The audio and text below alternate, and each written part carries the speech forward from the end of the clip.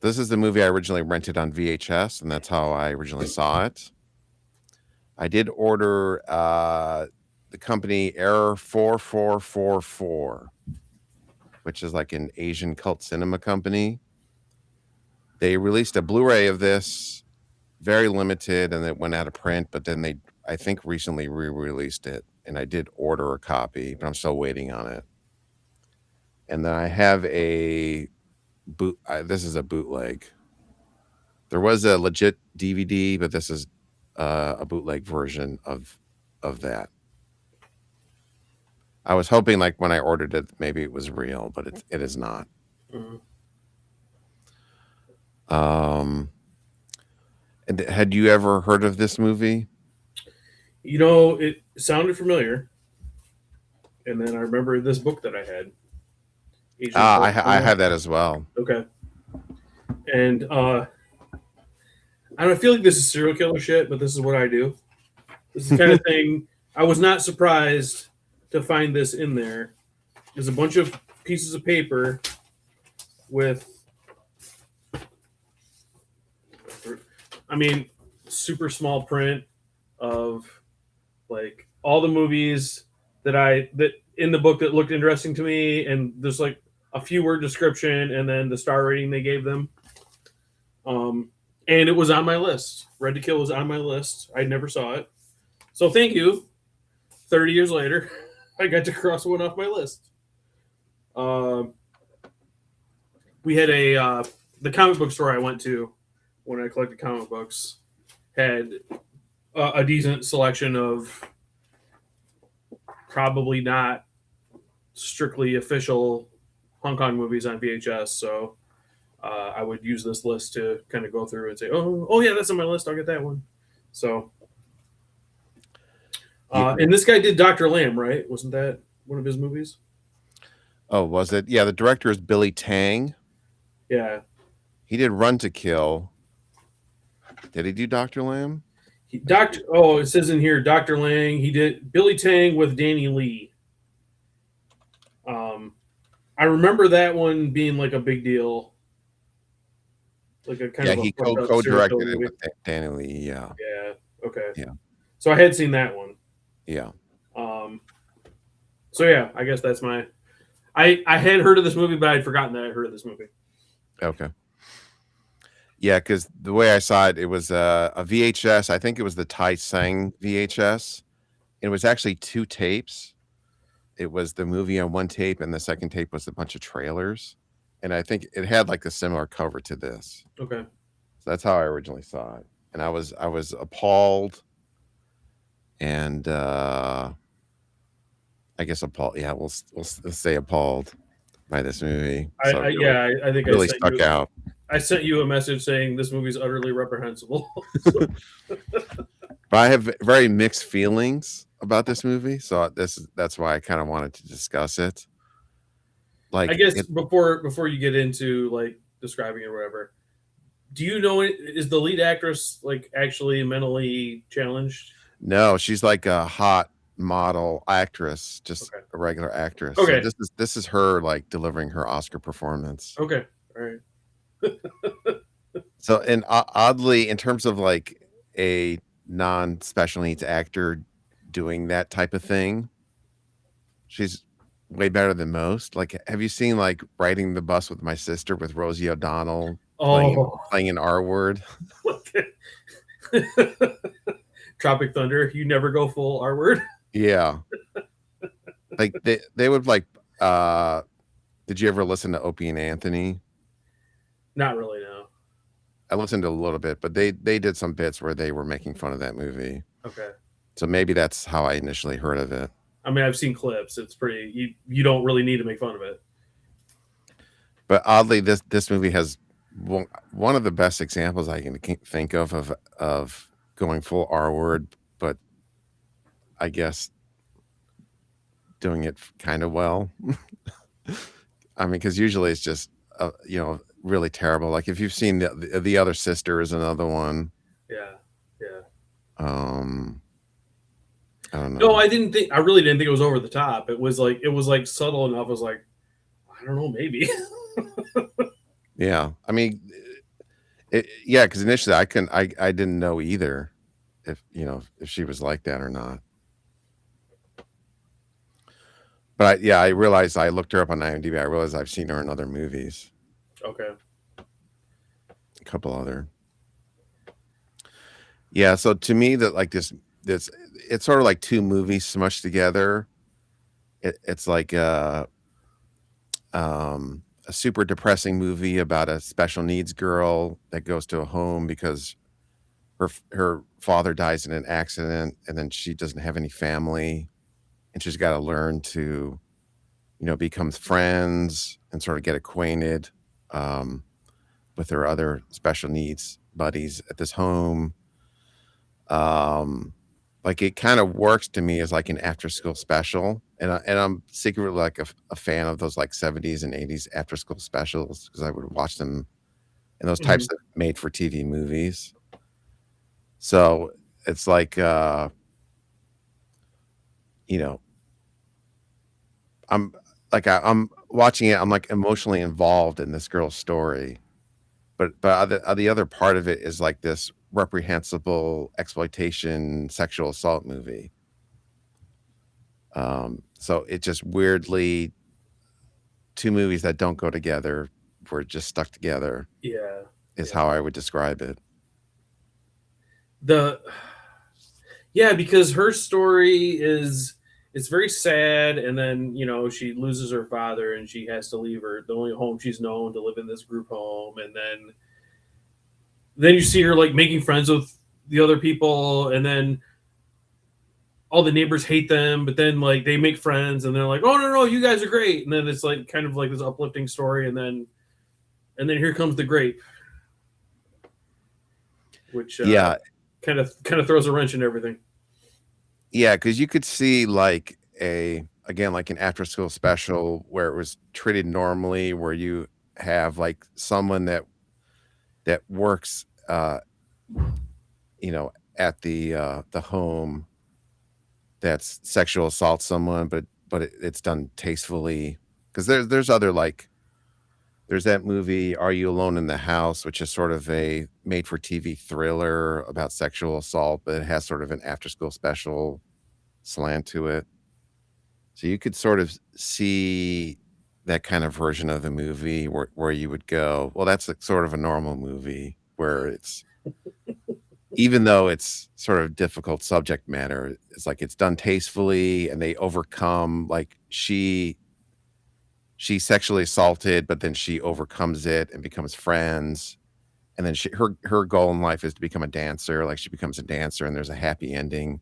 Like I'm sort of watching it and like imagining this happy fun, this sort of maybe not happy, but sort of a sad movie, but that ends up, with a happy ending. And Yeah, boy, and then boy, it just goes. and it's not like I don't like I'm not I don't have like the film making language to describe it, but like the assaults are not presented as like, oh, this is an ugly, horrible, violent act. It's more like, oh, here's kind of some sexy blue lighting, and there's a Yeah, scene on the bodies, and um, yeah, I don't know. It's presented more as an erotic event than a violent attack, which is yeah, I would pretty disturbing. say, I mean, in some movies I appreciate that, but I think that's like the real mistake in this movie is like let it is felt like the first girl that's sexually assaulted, like she's really hot and they make sure to show off her entire body. Right. Like this sort of exploitation way that all the sexual assault scenes are handled, I think was a mistake. Like Which I mean, it's a way you can go if that's the movie you're making, but then like yeah, like you're saying, it's like there's another movie happening, and then they just like smash them together, and it's pretty weird. I mean, weird being maybe a charitable way to put it. like Others might say horrible or distasteful or yeah, I don't know. I see you can't imagine like this movie being made in the US. Oh no, no. Like people would not it would not make sense to people. Like besides being offensive. Yeah. Yeah, and I don't know. I don't know. Like, I guess I don't know the intent of this. I don't feel like I don't know if the intent was to be like a freaking edgy boy to do this. I think it were they. I mean, was this like a legitimate like because the scroll at the beginning it was talking about this is to shine a light on this horrible thing that happened, and I don't know how legit that is, but Yeah, I mean, if you're being because that did scroll thing at the beginning. I mean, if you're being generous, you could say like it's a metaphor for like maybe in Hong Kong, these types of homes, there's sort of a chew them up and spit them out kind of thing, where these people are mistreated, and maybe the movie is sort of metaphorically, rallying against that. Like if you're being generous, but I don't really know in terms of if there is sort of a, if that's a thing in Hong Kong that people know about, like, mentally handicapped people are mistreated or right. something. I don't I, really know. I did see some kind of write up about that. They thought somebody thought that it was presented as a critique of the mental health system or those kind of group homes, which maybe I don't know. Just the sleazy nature in which it was presented makes me think that maybe possibly their heart was not in the right place and they just wanted to like show some hot boobs. I don't know. Yeah, but if you take the show some hot boobs, that aspect out, um, you can see that they are sympathizing, with the um, mentally handicapped people in the movie, Yeah. and it's sort of from a point of view of this is horrible stuff happening to them. Um, Maybe and it's like, like it felt like a personal attack on me because it was like, don't make me feel bad about boobs. Come on, what are you doing? Boobs should make me happy, not like not make me feel sad and dirty. yeah, but I was the same way. These are like or like in Carrie, what is the mother? She Oh calls them dirty pillows. This is a dirty pillow movie. yeah. And this is like one of the saddest, like the arc of this is her only family are three goldfish that she calls her brothers. And then even like you feel bad about her, you feel bad for her because she lost her dad. But then like later in the movie, she talked about her dad always called her stupid. I was like, oh geez, it's even worse. Even the one person she loved was a piece of shit. Yeah.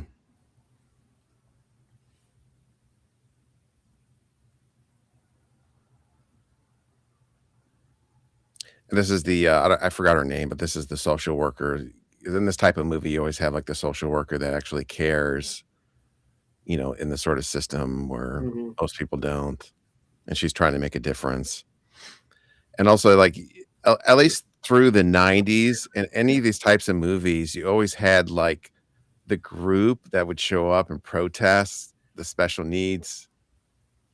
Like that's not a thing anymore, right? The past 20 years. Oh, I go protest at my local group home all the time. You don't? I laughed because just seeing the subtitle is just. I mean, it's terrible, but just seeing it in print's funny. Yeah. Like this is the ultimate Karening. I feel like you have the Down syndrome house, and you show up with the sign, the down with the R words. It's like, really?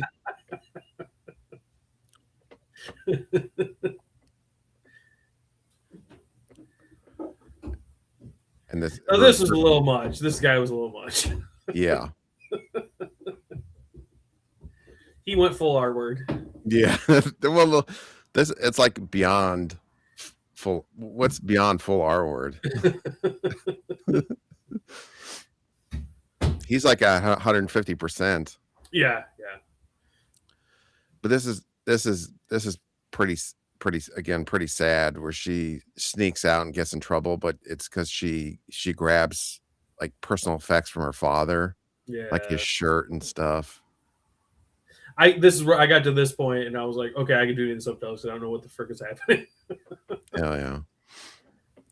But yeah, yeah, I guess the movie's like very effective in a sense where like I want Ming Ming to succeed and be happy, and boy does she does it not work out that way. No.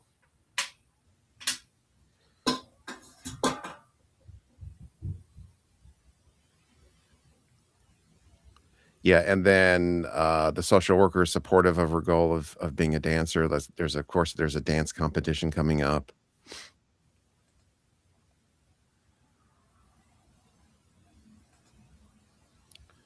And this is again another sad bit of dialogue that sort of shows how innocent she is Hmm. when she's talking about the those group of jerks protesting.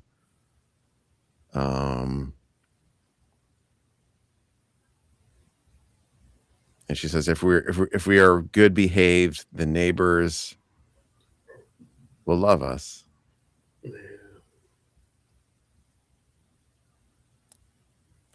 And yeah, so the Oh, this was I did not like the tension of this scene.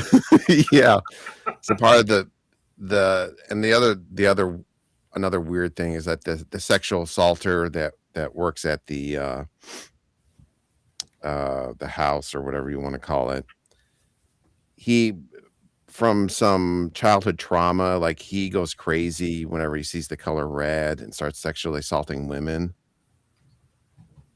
So they set that up where there's several different encounters where women show up, or go down a dark alleyway wearing red, and then he sexually assaults them. So this movie has the balls to like halfway in have this little girl show up wearing red, so you know what's going to happen. And there's also a dude that does deliveries to the house that is just a regular pedo guy, sweaty pedo guy. Yep. So there's like two different sexual assaulters on the prowl.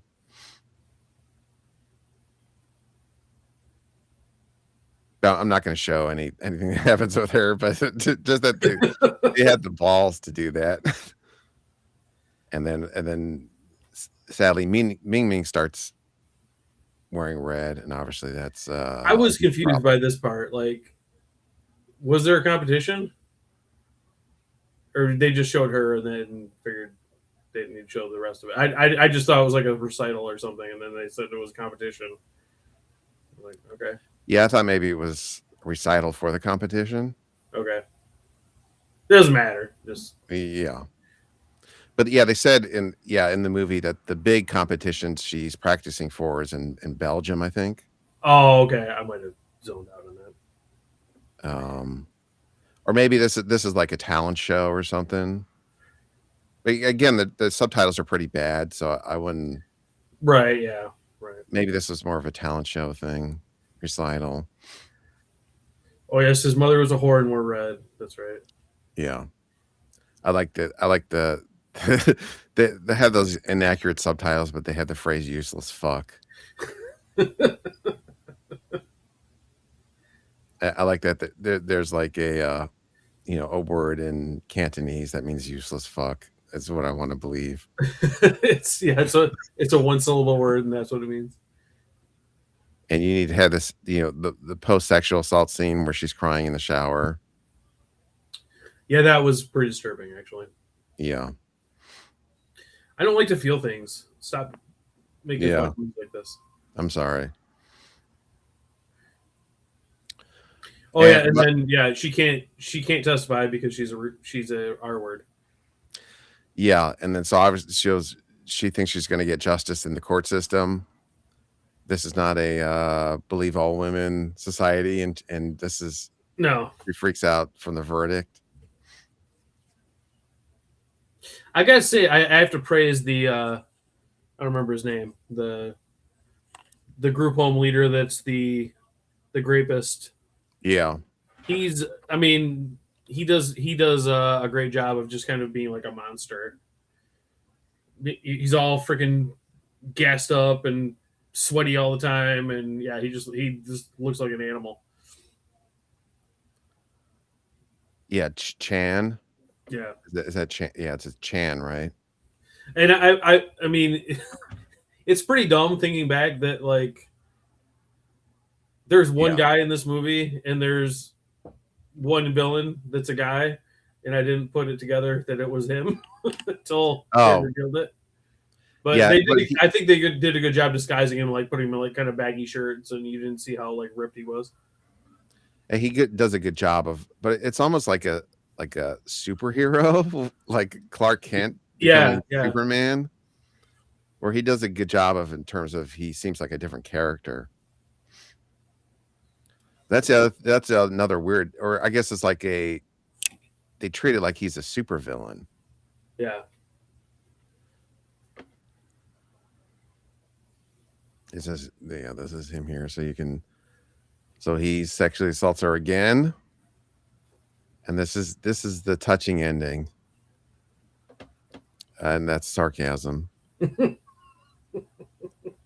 So she gets like F5 naked through a window after Yeah. being sexually assaulted. Was that would that be an accurate description? Yeah, I would say, yeah.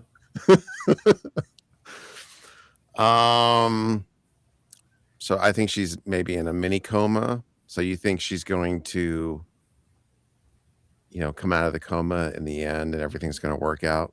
But no. She dies as the guy drops the goldfish bowl, and her brothers die as well. Yeah, that was fucked. Like, I don't know, like, I don't know. I don't understand okay, so that's the end. What am I supposed to feel? Like, is why I want to feel terrible? I don't understand. Yeah, I don't think Red to Kill is a great title. I have an alternate title. I think when it was on America rental shelves, they should have had a different title. It would have sold it, been more accurate.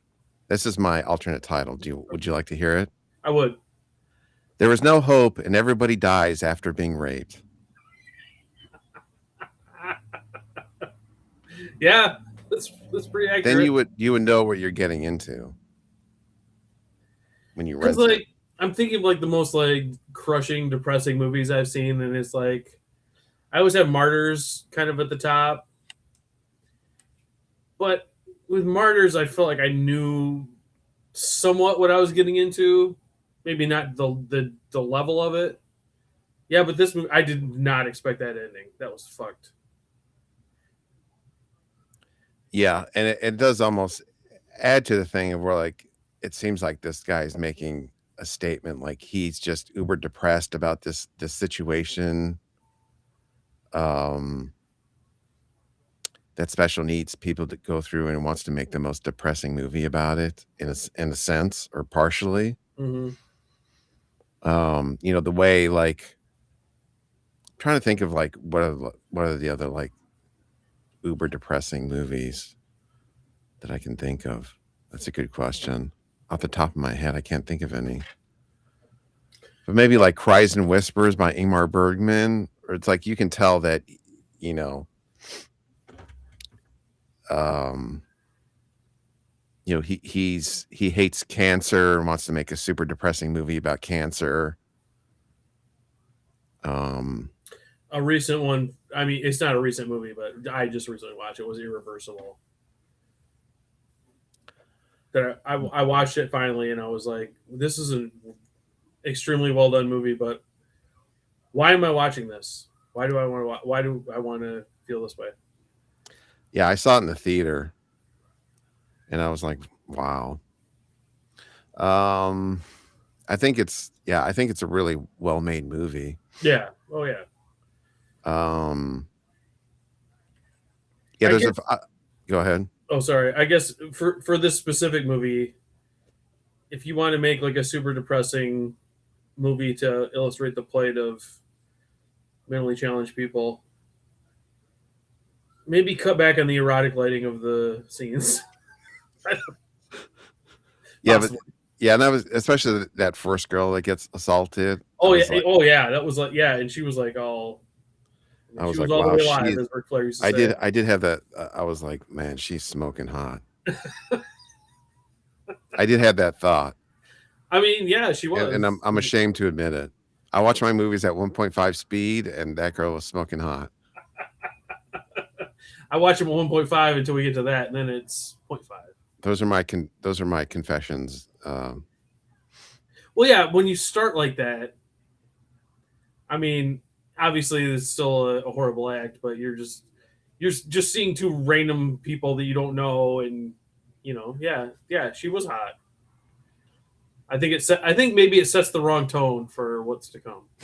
Yes, I think that's fair to say. Oh man. But yeah, I really feel like I'm getting maybe more human as I get older, but like, yeah, a movie like Irreversible, I feel like in my 20s I was like, oh, this is fucking up, man, like, gotta watch this movie, this is so extreme. And then I watched it 6 months ago, and I was like, all right, I feel terrible now. Great. Why did I watch this?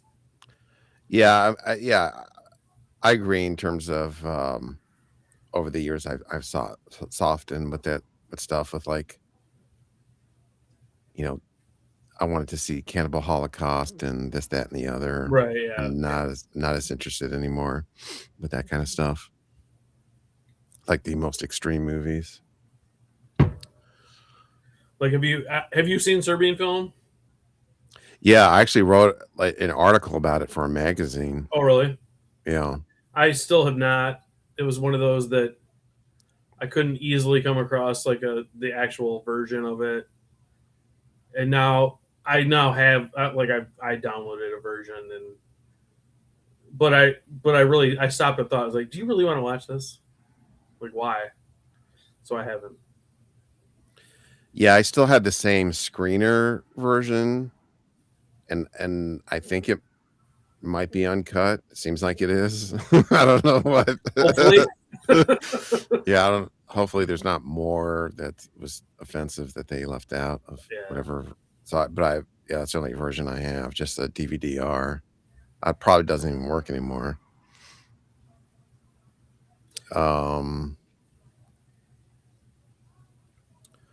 Yeah. But yeah, this is a movie like you could like cut it down and just make like the hour-long after-school special cut and just have a crawl at the end like Ming Ming is now a dancer, professional dancer. She's very happy. Yeah, she's very happy. She definitely did not die. Yeah.